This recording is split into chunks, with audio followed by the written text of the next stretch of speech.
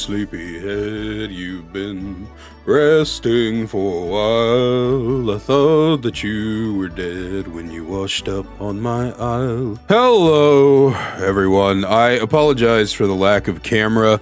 I have not been asleep for over 27 hours, and that's just general insomnia and other stuff, and therefore I look even more shit than usual. So I hope you can forgive the PNG, but I did make this with the purpose of being able to do videos when I didn't feel like turning on the camera or whatever. Anyway, we have a major update from the developers, or I should say not an update, but a design preview.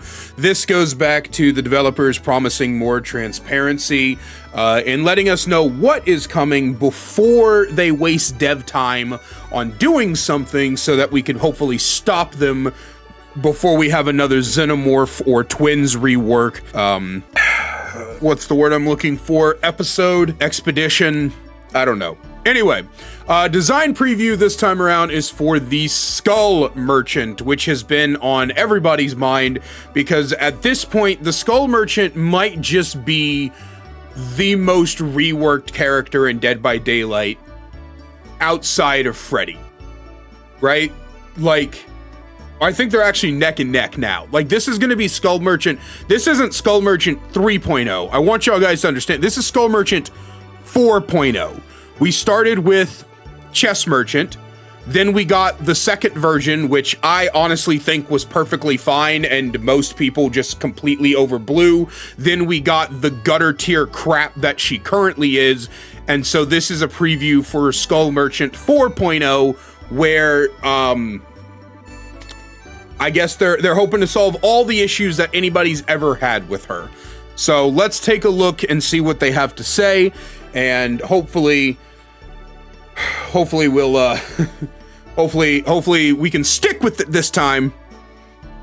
Anyway, that Ryan B is the dev that's gracing us with this. He says, today we want to dig into a topic we know many of you have been yearning to know more about, our vision for the future of Skull Merchant. I'm gonna be completely honest with you. For me personally, I would literally just rather they just revert to Skull Merchant 2.0 and people who have that skill issue can just suck it the fuck up.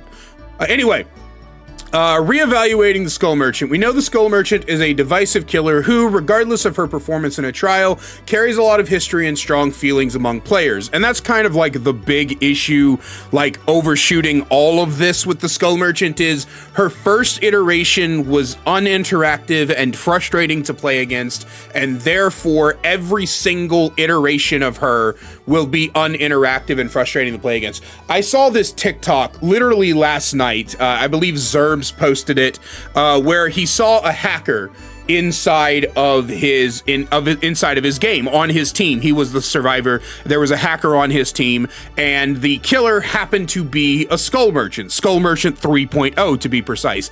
And the comments were literally filled with people going, "It's a Skull Merchant, so they deserve to be bullied by a hacker." Like, literally the worst killer in the game, the killer who you can loop against with your fucking eyes closed, the killer who, by all accounts and purposes, should not be getting more than one kill a match. That Skull Merchant, people are still holding a grudge against. So, like, I feel like at this point, once 4.0 hits and they do any little minor tweaks they need to do to, like, get some balance numbers and checks, they need to just leave the fucking Skull Merchant alone, because at this point, I do not think it is possible for this community to shut the fuck up about how much they hate Skull Merchant. I'm also very sorry if there's any excessive cursing. Like I said, 27 hours, no sleep.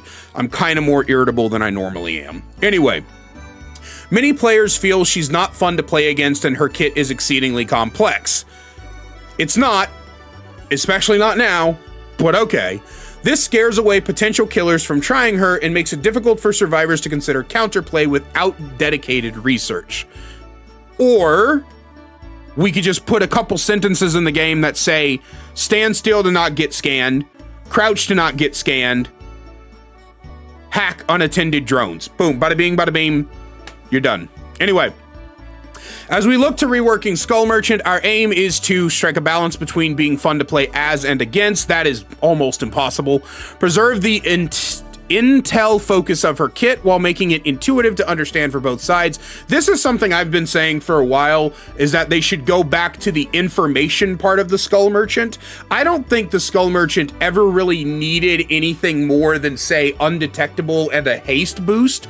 I think that if she was just like this pure surveillance, omnipresent killer, it would be way cooler. Like, she could be a weaker version of Singularity, and I think she'd be really fun, right? Like, if she had, like, say, 8 drones, maybe 10 drones, and she could just walk around the map placing them, and then the idea is that she gets notifications on her little Game Boy about where you are at any time because you're in that drone's area.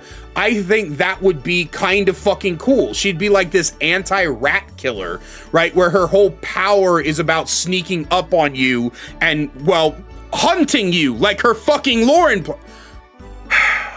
We're not even through the first part of this, and I'm just so irritated at the way this community has forced the devs into what is probably an unwinnable situation. Anyway, and number 3, move away from the passive power with limited player interactions and embrace a more active playstyle while ensuring her power is compensated in interesting ways. Okay. Those last 2 points may be particularly difficult to hear for longtime Skull Merchant mains, but we feel it's important to clear about our intentions here. While the future we envision for Skull Merchant is quite different from her previous iterations, we feel this rework brings exciting new tools to our mid-table. Drones 2.0. Actually, this is technically Drones 3.0. I just want to be clear about that. Anyway, Skull Merchant can deploy a stealth drone. She carries a total of 5. Live version is 6, I believe, so they're reducing it by 1, which scans it. Actually, it might be 4. No, it's 6. For sure, 6, right? Might be 4. Which scans its immediate vicinity and provides intel back to her. After a short activation period, the drone gives off a subtle audio and visual indications of the area being scanned, revealing any survivors on the radar who are caught by its 2 rotating detection zones. So we're getting our second scan line back. So they have a little graph here. Top view, not visible, visible, much smaller visual. Okay. All right. While we know they had their supporters, the original scan lines were visually loud and often clashed with the rest of the game's look and feel. The intent here is to strike a balance between giving survivors just enough info to access a threat, a subtle rotating field of detection, without that threat overwhelming the space and feeling incongruous to Dead by Daylight's visual identity. I don't agree with that at all. I thought the scan lines were very... See, this is such a big problem, right? Because, like, I don't remember anybody complaining about the visualness of the drones. Did anybody complain about that? I don't remember anybody saying anything about that. But what I will tell you is that when Rowby did the Jerk's Guide to Skull Merchant, he said something that really struck a chord with me, in that the drone lines off in the distance, when you could see them as the survivor, especially on like a darker map like McMillan's, really gave this foreboding feeling that the killer is everywhere. And I think that is a brilliant visual design, right? It adds so much atmosphere to the game. Who was complaining about seeing scan lines? Behavior, I sometimes... Moving on. I don't want this video to be too long. Drone control. Interesting little graphic here. Once a stealth drone has been active for a short period, Skull Merchant can choose to take control of drones from a distance. During this time, she becomes undetectable as her controlled drone becomes the primary threat. These stealth drones move slightly faster than her base movement speed and consume a new resource, power, unique to each drone while being controlled. Power is consumed slowly as the controlled drone idles, and slightly more is consumed while moving. Skull Merchant is also able to use a burst of this power to activate a drone propulsion. This charged power sends the drone flying at high speed relative to how long it was charged. Okay, so it's now like a remote control projectile. Interesting. Hitting a survivor with drone propulsion causes them to lose a health state. If you hit a survivor or collide with an object during this action, the drone will be destroyed and returned to the Skull Merchant. With these new stealth drones, we want to give players something that feels familiar, using drones to gather intel, but also opens the door for unique skill expression opportunities, repositioning drones and propulsion skill shots. Using technology to hunter prey is core to Skull Merchant's identity, and so it's important that we stay true to that. We have opted to remove many of the background effects, hindered haste, lock-on, claw trap, that were previously tied to these drones, though. Rather than doing a little bit of everything with her drones under layers of complexity, we want their use cases to be clear to killers and survivors alike. On the fly. Basically, if they're static, they're likely scanning for survivors. If they're moving, they're a collision hazard. So what if a survivor just like walks into one? I'm going to assume it does nothing, right?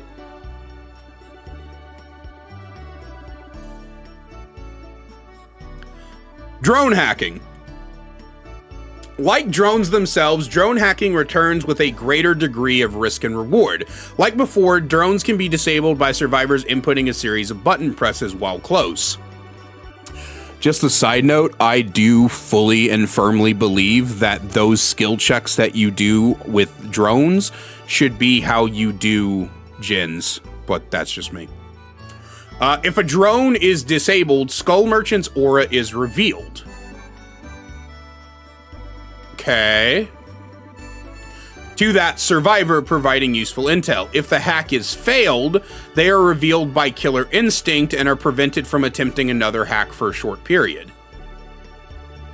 Okay. The intention here is to introduce a greater degree of tension to hacking, while offering a clear way for survivors to interact with the Skull Merchant's kit in a meaningful way. The intel reward is greater than before, but the risk of being revealed is more impactful. With intel at the center of this tension on both sides, we hope it makes this interaction easily digestible by players. Fair enough. Red light, green light. In addition to her drone, Skull Merchant has another power that ties into her radar. While the name is currently to be determined, let's refer to it as global detection power. Once this power is charged and activated, a global warning plays for all survivors for a short period afterwards. Any survivor who actively sprints is revealed on her radar. Of course, crouching, standing still, and hiding in lockers all prevent detection. Added to the intel provided by stealth drones around the map, this should help ensure killers are easily able to keep tabs on survivors' movement. Yo, let's go. In line with our rationale above, we want survivors to have a clear understanding of what's happening when they face the Skull Merchant, where the overlapping timers and status effects of Skull Merchant's previous kit, often obscured with the expected result of an encounter, might be. Structuring this power around a well-known game, red light, green light, provides a clear and readable threat, a clear benefit to the killer, and a clear path for survivors to try and overcome it. Tentative release. We are currently evaluating a timeline for Skull Merchant's rework, but do envision it being quite far out, as our primary focus is driving quality of life updates. Once we have a timeline to share, we will be sure to keep you informed via future design preview updates. Phew, that was a lot. How do you feel about this rework? We want to hear from you. Jump into our survey and share your thoughts right here. I will be linking this entire post if you want to read it for yourself in the description down below, and that's where you can find the place to share your thoughts with the developers. Here are my thoughts, put in video form because typing is hard with dyslexia. I don't think this is going to change the overall view, like the communal view of the Skull Merchant. As I said in the beginning of this video, the view of the Skull Merchant is tainted by a bunch of morons who just refuse to understand that updates happen to live service games, and she will unfortunately forever have the chess merchant stain on her character. Now, are these changes good? They seem like it. From what I'm reading, this all seems very interesting, although I do approach this entire thing with a kind of wariness to what we're looking at. I like how all of this sounds, but I am wondering if the idea of taking over drones and turning them into remote control projectiles is a little more of a removal of identity. I like the way the intel is being talked about. I think that is very important. Like I said earlier, I always thought it would be cool if she had like 10 or so drones, and there were just these giant areas of the map where if you go, she knows where you are.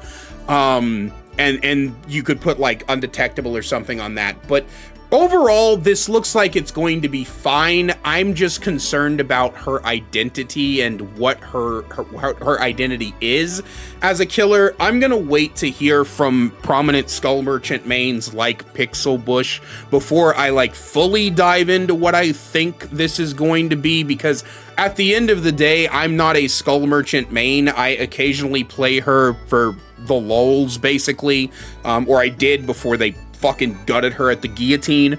So for me, this seems fine, but I do not claim to be a full authority on the Skull Merchant, so I highly recommend that you wait to hear from actual Skull Merchant mains in regards to all of this. Outside of that, I hope you guys enjoy the video. I'm gonna try to get some sleep. As always, a great big special thank you to my channel members listed on screen now. If you want to find out how to become a channel member today, get awesome perks like seeing videos early, merch discount codes, and more, then please click that join button down below. I love you guys so much, and I will see you in the next one.